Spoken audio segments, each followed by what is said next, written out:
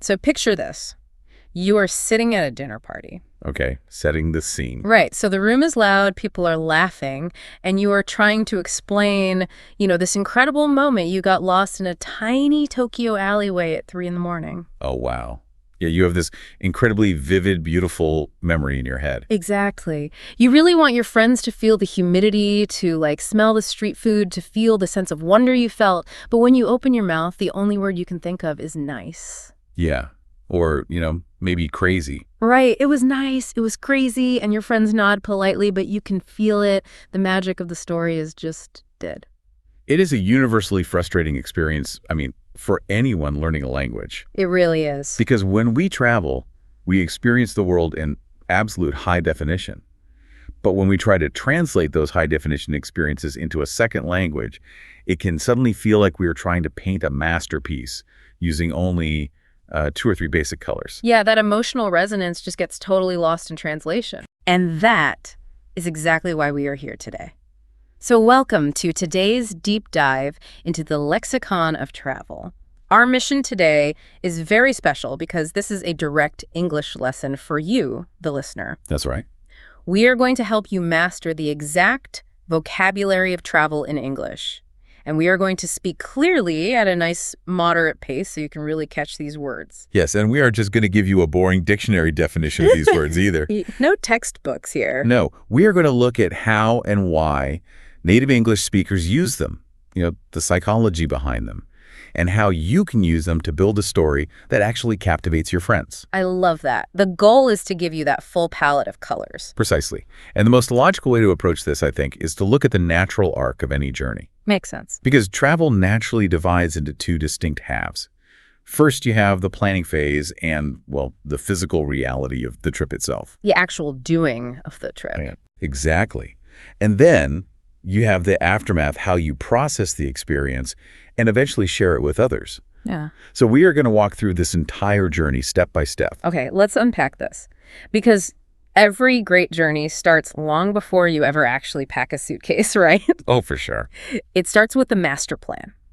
And in English, the essential word for this master plan is your itinerary. Yes, itinerary. Itinerary. This is the complete overarching schedule of your trip. Right, all the details. Yeah, it is the list of destinations you will visit, the departure times of your flights, the reservations for your hotels, and, any tours you have booked. It's the whole blueprint. Exactly.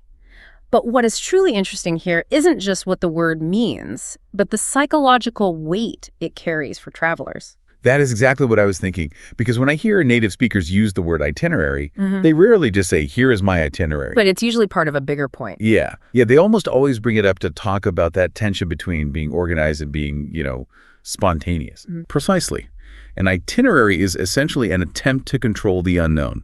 When you travel, everything is completely unpredictable. Completely. So having a solid itinerary is a psychological comfort blanket. But at the same time, native English speakers highly value the idea of flexibility. They want to be seen as adventurous, not rigid. Right. Nobody wants to be the person with a spreadsheet timing every single bathroom break. Exactly. So it becomes a balancing act.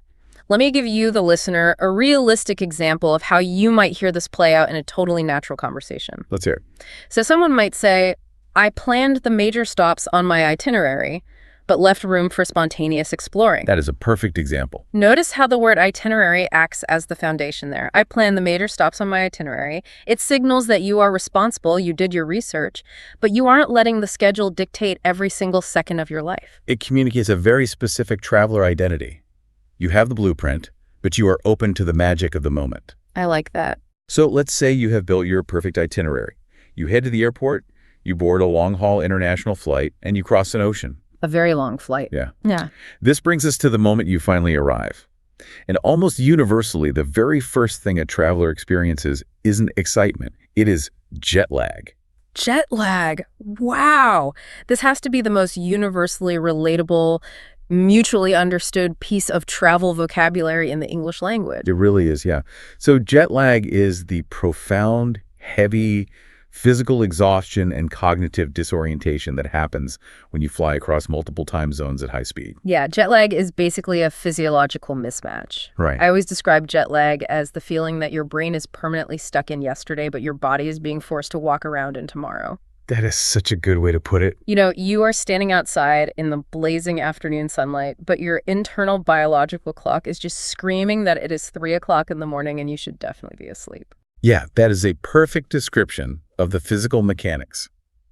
Your circadian rhythm, your body's natural 24-hour cycle, is completely out of sync with your environmental reality. Oh, totally. And because it is such an overwhelming physical sensation, native English speakers almost never talk about jet lag in the abstract.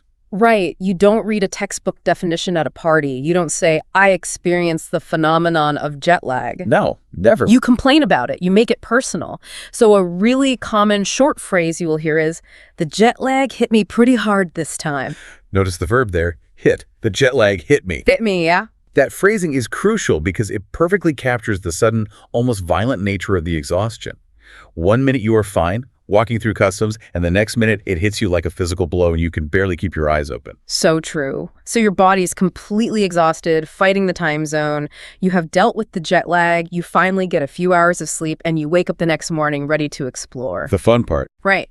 But this is where the journey transitions from a physical challenge to a psychological one. Which brings us to a concept that is deeply related but entirely distinct, and that is culture shock. Culture shock, yeah. So, if jet lag is the physical toll of travel, culture shock is the mental toll. I think people often misunderstand culture shock, though. How so? Well, they think it means you are angry or that you dislike the new country you are visiting. But that is not it at all, right? Not at all, no.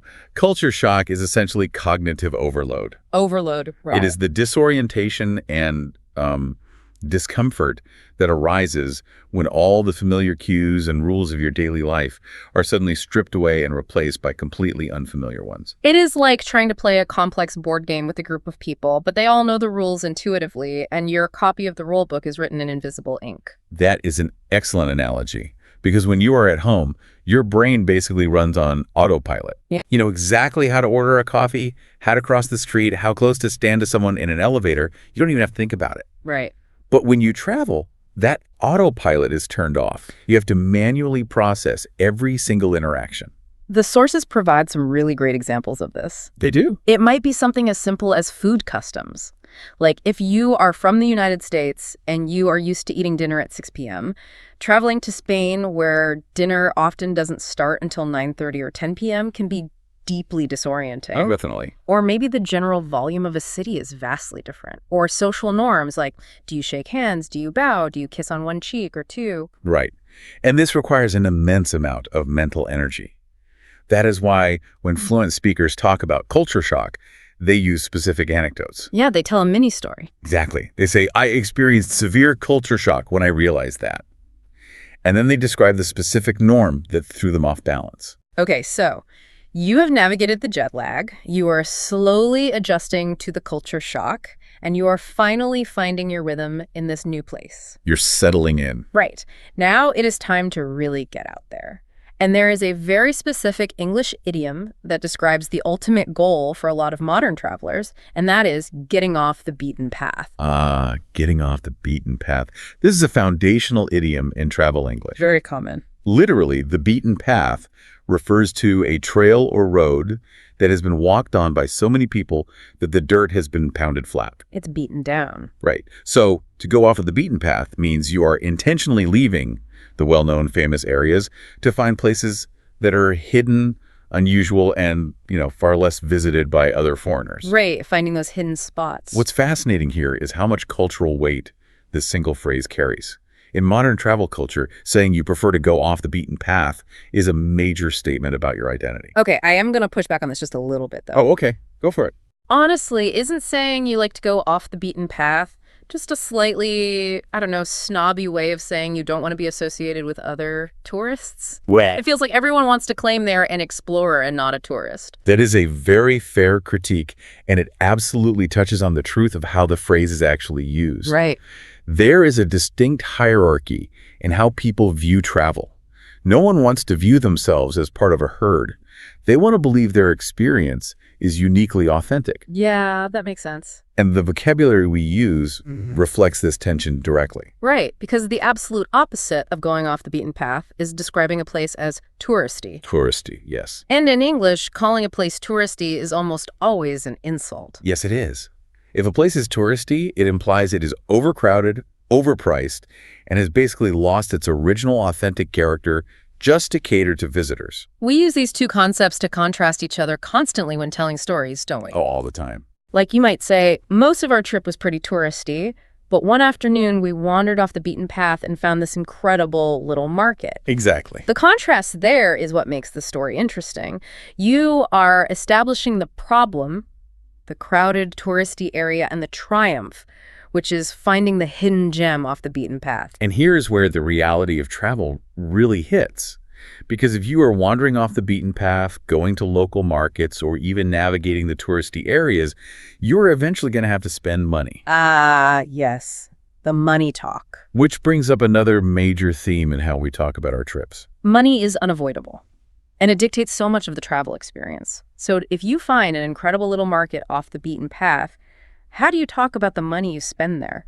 Well, the vocabulary surrounding money in travel usually operates on a spectrum. Okay. On one end, you have traveling on a budget or being frugal. Okay, let's clarify the nuance there for our listeners, because being frugal is not the same thing as being cheap. Good point. If you call someone cheap, that is a negative judgment.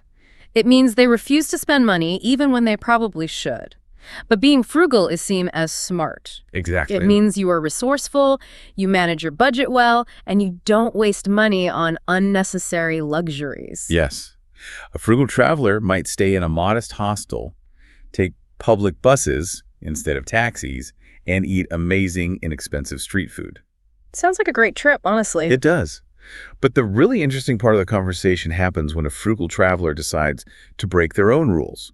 And for that, we use the word splurge. Splurge. I love this word. It's such a fun word to say. Splurge. It's a great word. It sounds exactly like what it means. So to splurge means to intentionally spend a significantly larger amount of money than you normally would, purely for the sake of enjoyment or luxury. Right. And if we connect this to the bigger picture of behavioral economics, it is a fascinating phenomenon called mental accounting. Mental accounting. Okay. When people travel, they often justify a splurge by pointing to how frugal they were for the rest of the trip. Yes. Oh my gosh, I do this all the time. I ate a $2 sandwich for lunch for 4 days in a row. Therefore, I have earned the right to spend $200 on this unbelievable dinner. That is exactly the logic. That is the traveler's logic right there. And that is exactly how it sounds in a natural English narrative. You might say, we mostly stuck to street food and budget stays, but we splurged on one really incredible dinner near the end of the trip. The contrast makes the splurge feel earned. And honestly, I want you, the listener, to think about this for a second. Yeah, think about your own trips. If you were traveling on a strict, tight budget, what is the one thing you would personally splurge on? Are you a food person who would splurge on a Michelin star restaurant? Or are you an experienced person who would splurge on a private helicopter tour? It's a great question. Knowing your personal splurge helps you talk about your priorities when you tell your stories in English. Which brings us to the final and perhaps most important phase of the journey. Okay, the aftermath. Right. The trip is over. The money has been spent. You have flown back home. You have finally conquered the jet lag. And you were sitting at that dinner party we talked about at the very beginning. The true test. How do you actually tell the story? Here's where it gets really interesting. Because having the right nouns and verbs is great, but to make a memory come alive in someone else's mind, you need descriptive power. Yes, you do. And that means moving beyond basic adjectives like good or nice. Our sources emphasize that effective travel storytelling relies heavily on past tense narration combined with very vivid, evocative adjectives. Words that carry emotional weight. Let's look at 3 specific ones that are incredibly useful. The first is breathtaking. Breathtaking. Literally, it's something that is so overwhelmingly beautiful or astonishing that it causes you to physically gasp and take in a breath of air, takes your breath away. This is the gold standard adjective in English for describing natural beauty. Right. You wouldn't usually call a good sandwich breathtaking. I mean, maybe a really, really good sandwich. Fair enough, but normally, no. But a sunset over the Grand Canyon, a massive ancient cathedral. Those are breathtaking. Exactly. The hike was exhausting, but the view from the summit was absolutely breathtaking. It really elevates the description. It does. Now, the next two phrases deal with the permanence of a memory.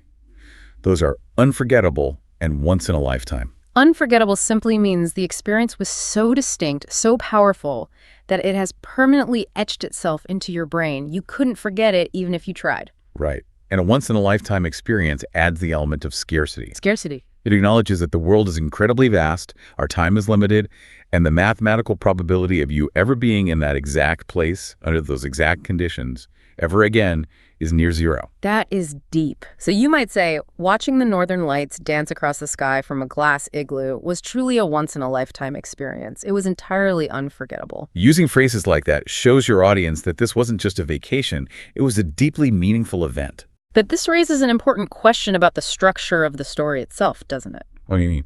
Well, you can have all these wonderful adjectives, breathtaking, unforgettable, but if you just list them one after another, you aren't really telling a story. Oh, I see. You are just reciting a very beautiful grocery list. We went here, it was breathtaking, we went there, it was unforgettable. Your friends are going to start checking their watches. Right. A list is not a narrative. Exactly. So what makes a strong travel story? Well, human brains are hardwired for narrative arc. We crave setup, conflict, and resolution. And according to the sources, the most compelling travel stories in English follow a very simple three-step structure. Okay, let's hear the steps. Step 1, establish the plan. Step 2, introduce something unexpected. Step 3, deliver a memorable resolution. Okay, let's break that down because this is the secret to sounding totally fluent. Yeah. Step 1, establish the player. This is where you use our very first vocabulary word. You tell your friends what the itinerary was supposed to be. Right. The plan was to wake up early and hike to the hidden waterfall. You set the baseline expectation. But a story where everything goes exactly according to the itinerary is incredibly boring. So boring. There is no conflict. Nobody wants to hear a story about a flight that took off on time in a hotel room that looked exactly like the photos on the website. Precisely. Which brings us to step 2, the unexpected event. The plan has to break. Right. So you continue. We started the hike, but an hour in, a massive, unpredicted monsoon rolled in. The trail turned into a river, and we had to run blindly into the jungle for cover. Wow, okay. Now everyone at the dinner party is actually listening. The conflict is established. The itinerary is completely ruined. Exactly. What happens next? That is step 3, the memorable resolution. So you finish it off. We ended up finding shelter in a tiny, off-the-beaten-path tea house. The family who owned it didn't speak any English, and we experienced a moment of intense culture shock, but they welcomed us in, made us a fire, and shared their dinner with us while the storm raged outside. It was a completely unforgettable, once-in-a-lifetime afternoon. Oh, that is how you do it. You took the listener on a journey, setup, conflict, resolution, and you used the vocabulary to paint a high-definition picture. It gives the memory a shape. It transforms an anecdote into an experience that your listeners can actually feel. So what does this all mean for you, the listener? Let's do a quick, clear recap of the 8 key vocabulary terms we covered today. Think about how they all connect in the life cycle of a trip. Sounds good. It all starts with your master plan, your itinerary, representing that balance of structure and spontaneity. Right. Then you face the brutal physical reality of crossing time zones when the jet lag hits you hard. Very hard. Followed closely by the cognitive overload of culture shock as your brain struggles to learn the invisible rules of a new society. Yeah. But you push through, leaving the crowded tourist traps behind to find authentic experiences hidden off the beaten path. Love that. You manage your budget carefully, being frugal day to day, just so you can intentionally splurge on that one incredible luxury. The fun part. And when you finally return home, you don't just call the trip nice. You describe the views as breathtaking and the memories as permanently unforgettable, recognizing that you just lived through a once-in-a-lifetime moment. That is a perfect summary. When you use these specific words in their proper context rather than generic ones with the right narrative arc, you are no longer just practicing a second language. Right. You are mastering the art of human connection. You are inviting people into your memories. Your stories will actually come alive for whoever is listening. You are painting with the full palette of colors. Absolutely. And as we wrap up our deep dive today, I want to leave you with one final thought to mull over, returning to that storytelling arc we just discussed. Okay, let's hear it. We agreed that the best, most captivating travel stories demand that something unexpected happens, that a problem must arise to create the conflict. Right, the monsoon has to roll in and wash away the trail. So, if the best stories depend on things going wrong, does that mean the most unforgettable and once-in-a-lifetime travel memories you will ever experience are actually the ones where your carefully constructed itinerary completely and utterly falls apart?